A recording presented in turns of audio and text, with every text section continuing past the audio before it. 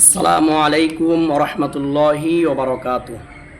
সম্মানিত দেশবাসী, আপনারা সকলেই অবগত আছেন আগামীকাল ৩রা মে রোজ শনিবার সকাল ৯টায় ঢাকার ঐতিহাসিক সোহরাওয়ার্দী উদ্যানে হেফাজত ইসলাম বাংলাদেশ কর্তৃক ৪ দফা দাবি নিয়ে এক মহাসমাবেশের আয়োজন করা হয়েছে।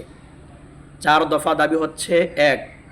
নারী বিষয়ক সংস্কার কমিশনের কোরআন ও সুন্নাহ বিরোধী প্রতিবেদন ও কমিশন বাতিল।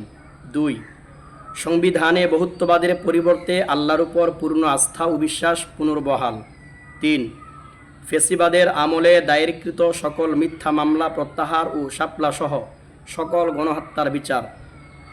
৪.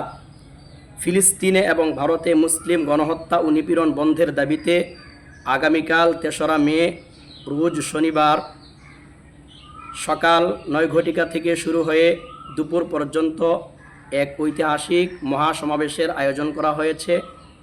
আমি আব্দুল বাসির মুরাদি এই মহাসমাবেশের সমর্থন করছি এবং সফলতা কামনা করছি। ইনশাআল্লাহ আমি উপস্থিত হব এবং ইসলাম প্রিয় তাওহীদি জনতা আপনাদেরকে উপস্থিত হওয়ার আহ্বান জানাচ্ছি।